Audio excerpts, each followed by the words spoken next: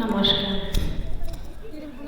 সন্মানীয় আজিৰ সভাৰ সভাপতি মহোদয়, আমাৰ এইখন বিদ্যালয়ৰ অধ্যক্ষ মহোদয়, শিক্ষক শিক্ষয়িত্ৰীসকল, লগতে সন্মুখত বহি থকা বন্ধু বান্ধৱী তথা দাদা বাইদেউ আৰু ভাইটি ভণ্টিসকল।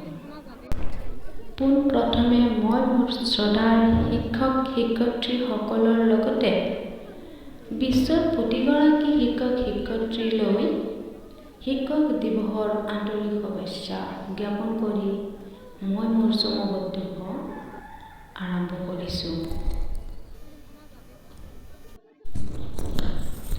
আজি এই পবিত্ৰ দিনটোত মোক দুষাৰ ক'বলৈ সুযোগ দিয়াৰ বাবে শিক্ষা গুৰুসকলক বহুত বহুত ধন্যবাদ জনাইছোঁ।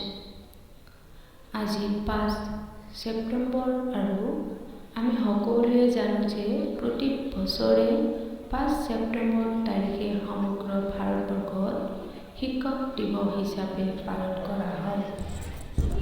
এই দিনটো শিক্ষকসকলৰ বাবে এটা গুৰুত্বপূৰ্ণ দিন।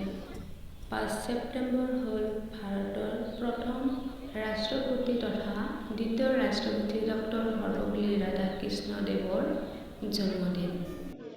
তেওঁ ৰাষ্ট্ৰপতি হৈ থকা অৱস্থাত ছাত্ৰৰ এটা গোটে তেওঁৰ জন্মদিন উদযাপন কৰাৰ বাবে তেওঁ অনুমতি বিচাৰিছিল। তেতিয়া সৰ্বপল্লী ৰাধাকৃষ্ণই কৈছিল, মোৰ জন্মদিনটো বেলেগকৈ পতাতকৈ এই দিনটো শিক্ষক দিৱস ৰূপে পালন কৰিলে গৌৰৱান্বিত হ'ম। তেতিয়াৰ পৰাই এই 5 ছেপ্টেম্বৰ দিনটো শিক্ষক দিৱস ৰূপে পালন কৰি অহা হৈছে। 1962 চনৰ 5 ছেপ্টেম্বৰ তাৰিখে ভাৰতত প্ৰথম শিক্ষক দিৱস পালন কৰা হৈছে।